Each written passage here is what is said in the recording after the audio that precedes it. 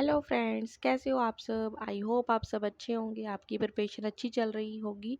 हम कर रहे हैं इकोनॉमिक्स में फॉर्म्स ऑफ मार्केट, जिसमें हम लास्ट फॉर्म ऑफ मार्केट में आ गए हैं, ओलिगोपोली मार्केट। आज हम ओलिगोपोली मार्केट के बारे में पढ़ेंगे। तो आइए स्टार्ट करते हैं हम ओलिगोपोली मार्केट से।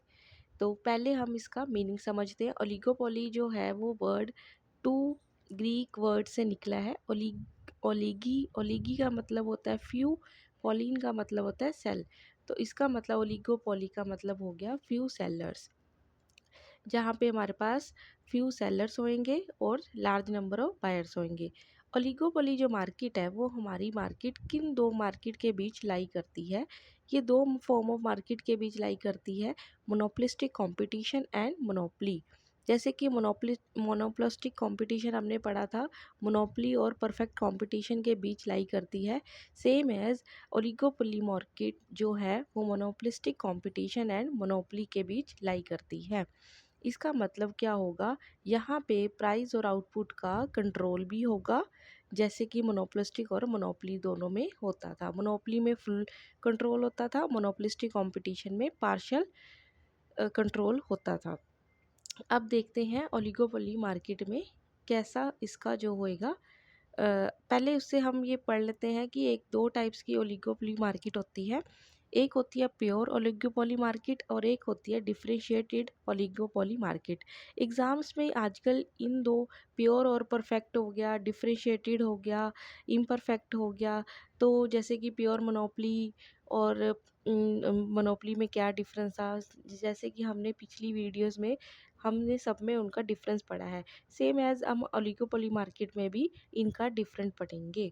तो प्योर ओलिगोपोली मार्केट क्या होती है? प्योर ओलिगोपोली मार्केट वो होती है जहाँ पे हम क्या करेंगे, होमोजीनियस प्रोडक्ट को सेल करते हैं। ठीक है, होमोजीनियस मतलब कि आइडेंटिकल प्रोडक्ट जो बिल्कुल सिमिलर होते हैं, उसे कहते हैं प्योर ओलिगोपोली मार्केट। और डिफरेंशिएटेड ओलिगोपोली मार्केट वो होएगी जहाँ पे प्रोडक्ट क्या होएगा, डिफरेंशिएट सेल किया जाएगा बाय द फॉर्म्स के लिए। वो कुछ भी हो सकता है, थोड़ा उनकी packaging on the basis of quality हो सकता है। नेक्स्ट, अब इसके एग्जांपल्स ले लीजिए। ओलिगोपोलिस्टिक मार्केट के हमारे पास रियल वर्ल्ड में क्या क्या इसके एग्जांपल है। तो फर्स्ट एग्जांपल है steel industry, cement, aluminium, tyre industries. ये सारे एग्जांपल्स जो है हमारे पास प्योर ओलिगोपोली मार्केट के हैं। और अगर हम डिफरेंशिएटेड ओलिगोपोली मार्केट के एग्जांपल ले, तो उसमें हमारे पास आ जाते हैं ऑटोमोबाइल एंड सिगरेट इंडस्ट्रीज। ये हमारे पास किसके एग्जांपल आ जाएंगे, डिफरेंशिएटेड ओलिगोपोली मार्केट के। और प्योर में हम ले लेंगे सीमेंट, ठीक है, और steel, aluminium, tyre industries. Next, अब हम इसके पढ़ते हैं फीचर्स।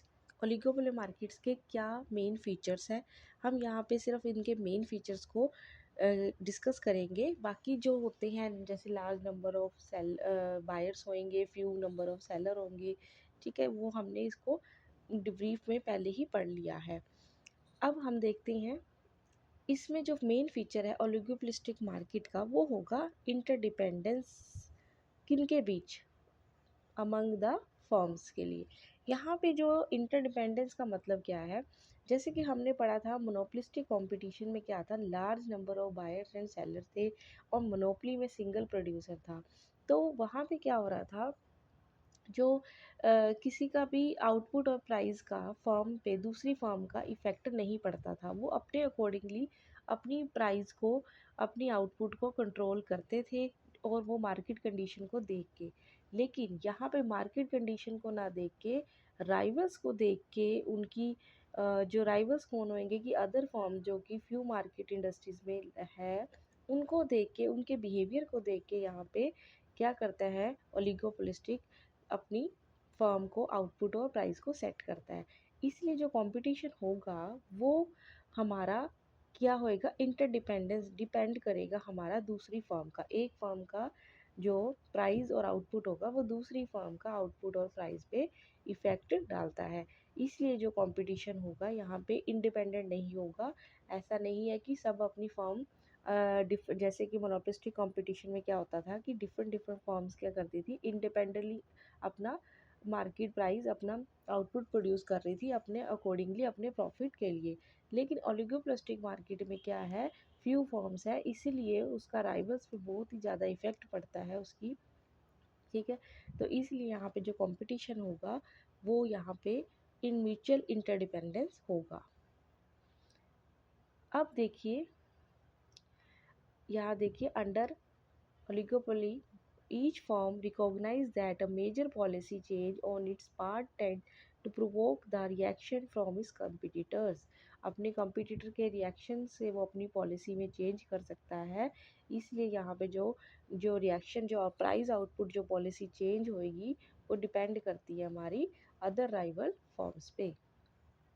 एग्जाम्पल यहाँ पे लिया है ऑटोमोबाइल का। Planning to introduce a new model auto detergent powder manufacturer about to invoke a major advertising campaign must carefully consider the possible counter strategy of his competitor. अगर उसने कोई भी स्ट्रेटजी अपनानी है, पॉलिसी चेंज करनी है, वो किसको देख के ध्यान में रख के करेगा, अपने कॉम्पिटिटर यानी कि अपने राइवल्स को देख के ध्यान में रख के उसी चीज़ को वो क्या करेगा, अपने न्यू जो एलिमेंट है कोई भी उसने प्रोडक्ट में लाना है, वो उन दोनों को अपने कॉम्पिटिटर जो पोजीशन में है उनको ध्यान में रख के ही वो चेंजेस करता है। इसलिए यहाँ पे जो इंटरडिपेंडेंस यहाँ पे होती है। अब देख लेते हैं जो ओलिगोपोली मार्केट में डिमांड कर्व क्या होगा। पहली बात तो ओलिगोपोली मार्केट्स में डिमांड कर्व इनडिटर्मिनेट होता है। इसका रीज़न क्या है कि इनडिटर्मिनेट का मतलब कि कोई फिक्सेशन नहीं है कि डिमांड कर्व डाउनवर्ड होगा। जैसे कि हमने मोनोपोली और मोनोपोलिस्टिक में पढ़ा था, मोनोपोली और मोनोपोली में दोनों में डाउनवर्ड स्लोपिंग होता है, लेकिन मोनोपोली में फुल कंट्रोल होता है इसलिए वो स्टीपर होता है और हमारा ज़्यादा लेस इलास्टिक होता है। और मोनोपोलिस्टिक कंपटीशन में क्या होता है, मैनी सेलर्स होते हैं इसलिए कट थ्रोट कंपटीशन होता है, तो वहाँ पे जो फ्लैटर कर्व होता है। ठीक है, ये दो दो डिफरेंस हमने पढ़ा था। लेकिन यहाँ पे हमारा कोई भी डिमांड कर्व नहीं है, जैसे कि मोनोपोली मोनोपोलिस्टिक कंपटीशन और परफेक्ट कंपटीशन में हम पढ़ के आए हैं। तो यहाँ पे क्यों नहीं होता, उसके रीज़न हमने पढ़ने हैं। पहली तो रीज़न वही है कि जो वैरायटी ऑफ इंटरडिपेंडेंस की हर यहाँ पे बहुत सारी इंटरडिपेंडेंस वैरायटी मिल जाती है ओलिगोपोली फॉर्म के बीच में। इसलिए जो कंपटीशन होता है, स्ट्रेटेजी काउंटर स्टेज जो क्रिएट होती है, जिसकी वजह से हम अनसर्टिनिटी हमारा क्या होता है, डिमांड कब होता है। क्यों? क्योंकि यहाँ पे shape and position of oligopolistic demand curve depends not only his out on market and promotion policy but also his competitor price product and other policies। ये सिर्फ क्योंकि जो डिमांड कर्व होता है वो या तो मार्केट के हमारी फोर्सेस के डिमांड एंड सप्लाई से डिटरमिन किया जाता है। लेकिन यहाँ पे हमने मार्केट को ही नहीं देखना, हमने उस अदर जो फर्म कॉम्पिटिटर है उसके प्राइस प्रोडक्ट उसकी अदर पॉलिसीज़, वो क्या कर रहा है, कैसे वो एडवर्टाइजिंग के थ्रू कर रहा है। तो ये सारी पॉलिसीज़ जो होती है प्रॉफिट अर्न करने के लिए ओलिगोपोलिस्टिक मार्केट में, तो ये चीज़ें होती हैं जो डिमांड कर्व पे डिपेंड करती है। तो इसीलिए जो हमारा इनडिटर्मिनेंट हमारा यहाँ पे क्या हो जाएगा, डिमांड कर्व। अब ये जो टू फैक्टर्स है जो बताते हैं कि जो ओलिगोपोलिस्ट जो डिमांड कर्व है वो इनडिटर्मिनेट होता है। तो फर्स्ट फैक्टर जो होएगा हमारा वो क्या होगा, हमारा जो डिमांड कर्व क्यों नहीं होता। पहला होता है क्योंकि बहुत ज़्यादा यहाँ पे लार्जेस्ट एडवर्टाइज़र होते हैं। ठीक है, तो पहला तो एडवर्टाइज़र क्या मतलब कि अलग अलग पॉलिसीज़ की जाती है अलग अलग फॉर्म्स के द्वारा। फ्यू फॉर्म्स है, किसी ने कोई ऐसी बेस्ट पॉलिसी लेके आई जिससे कि उसकी मार्केट अच्छी हो गई, जिसका उसका ब्रांड बहुत अच्छा नाम चढ़ गया, किसी का नहीं हुआ। तो अगर वो कुछ भी पॉलिसी में कुछ चेंजेस करता है, अगर उसने प्राइस को मान लीजिए हाई कर दिया, ठीक है, यहाँ पे क्या करते हैं ओलिगोपोलिस्टिक अपनी अलग जो स्ट्रेटजी है वो अपनाते हैं, ना कि प्राइस में चेंजेस करके करते हैं। इसलिए हम प्राइस जब हमारा रिलेशन जो डिमांड का होता है, ठीक है, वो किस पे डिपेंड करता है, हमारे प्राइस पे। ठीक है, लेकिन यहाँ पे हम प्राइस को क्या करते हैं, रिजिड रखते हैं ज़्यादातर। वो आगे हम इसके मॉडल में पढ़ेंगे कि ओलिगोपोलिस्टिक जो मार्केट होती है उसमें प्राइस ज़्यादा चेंजेस हम नहीं कर सकते हैं। क्योंकि अगर हमने प्राइस को चेंज किया तो जो कुछ ही ब्रांड्स होते हैं तो लोग क्या करेंगे, स्विच कर जाएंगे अदर ब्रांड पे। जैसे अगर हमने प्राइस को अप किया तो जो कस्टमर होंगे वो लॉस हो जाएंगे और स्विच कर जाएंगे नेक्स्ट ब्रांड पे। इसीलिए हम कह सकते हैं कि हमारा जो यहाँ पे डिमांड कब होता है वो इनडिटर्मिनेट होता है, क्योंकि यहाँ पे क्या करते हैं फर्म्स ज़्यादातर काउंटर अलग डिफरेंट डिफरेंट स्ट्रेटजी से क्या करती है अपनी ओलिगोपोलिस्टिक ब्रांड को बनाती है। देखो यहाँ पे लार्जेस्ट उसने मान लीजिए एडवर्टाइज की उसकी फॉर्म, उसने जो क्या करा अपने आउटपुट को एक्सटेंड किया विदाउट रिड्यूसिंग इट्स प्राइस। इसलिए हम कह सकते हैं कि यहाँ पे हमारा डिमांड कब होएगा वो इनडिटर्मिनेट होगा। ठीक है, तो डिग्री ऑफ यहाँ पे देखिए डिग्री ऑफ ओलिगोपोलिस्टिक सक्सेस जो डिपेंड करती है not only pursuing his strategy of sale enlargement but strategy make the demand curve indeterminate. इसी वजह से ये स्ट्रेटजीज जो होती है डिफरेंट डिफरेंट वो क्या करती है हमारे डिमांड कर्व को इनडिटर्मिनेट कह सकते हैं।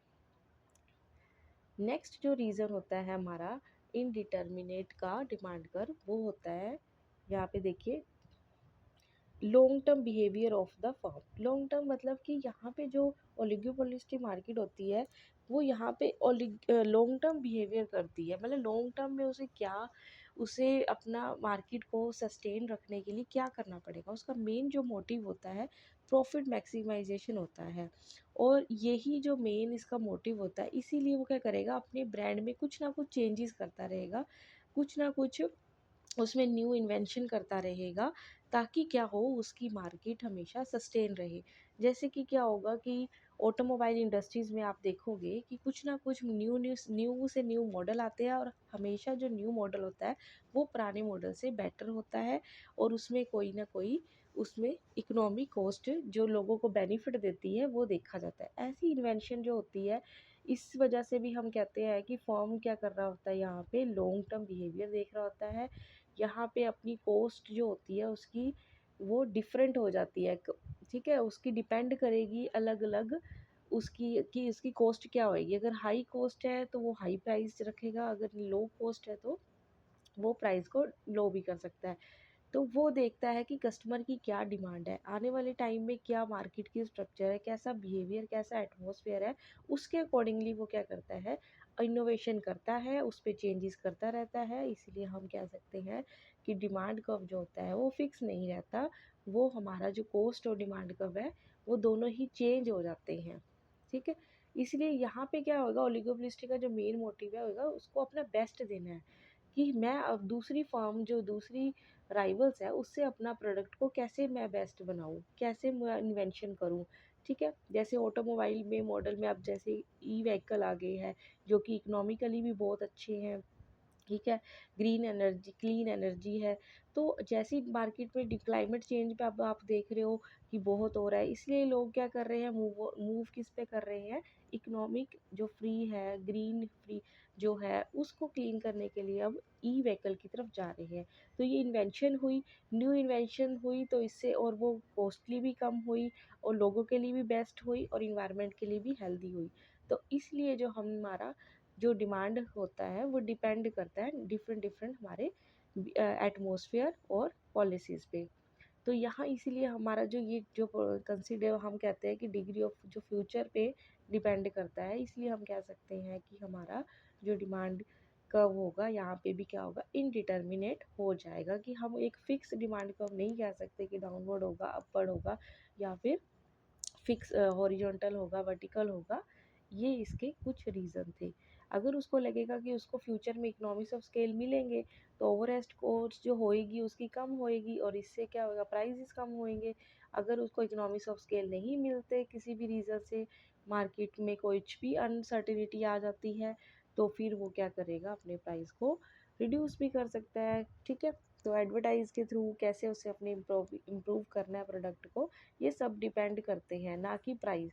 यानी कि डिमांड का जो एक पर्टिकुलर यहाँ पे प्राइस ना होके अदर फैक्टर्स जो हो जाते हैं वो इस पे डिपेंड करते हैं। इसलिए जो हमारा यहाँ पे कोई भी फैक्टर नहीं होता, क्योंकि डिमांड का जो प्राइस के साथ था वो रिलेशन हमारा इन्वर्स रिलेशन था, इसलिए डाउनवर्ड स्लोपिंग कर्व होता था। लेकिन यहाँ पे प्राइस जो होते हैं वो एक तरह का हमारा अनस्टेबल मतलब स्टेबल होते हैं, इस पे ज़्यादा इफेक्ट नहीं हम डाल सकते। और अदर जैसे कि सेल्स होगी, इनोवेशन होगी, चेंजेस होगी, कॉस्ट हो गया, ये सारे फैक्टर क्या होते हैं, किसी पे इसका नेगेटिव होता है, किसी पे इसका डायरेक्ट होता है, इनडायरेक्ट होता है, इसलिए यहाँ पे जो डिमांड का होगा वो इनडिटर्मिनेट हो जाएगा। आई होप आपको इसका अब पता लग गया होगा कि why demand curve in oligopolistic market is indeterminate. ठीक है, अब देखिए ये तो हमारा था कि इसकी कैसी कैसी स्ट्रेटजीज होती है। अब नेक्स्ट वीडियो में हम पढ़ेंगे इसके different form of oligopoly market. आज की वीडियो में इतना ही। आई होप आपको वीडियो अच्छी लगे। अगर अच्छी लगे तो प्लीज़ सब्सक्राइब कर लीजिए मेरे चैनल को फॉर अपकमिंग वीडियोस की अपडेट के लिए, और शेयर कीजिए अपने फ्रेंड्स को। Thank you so much.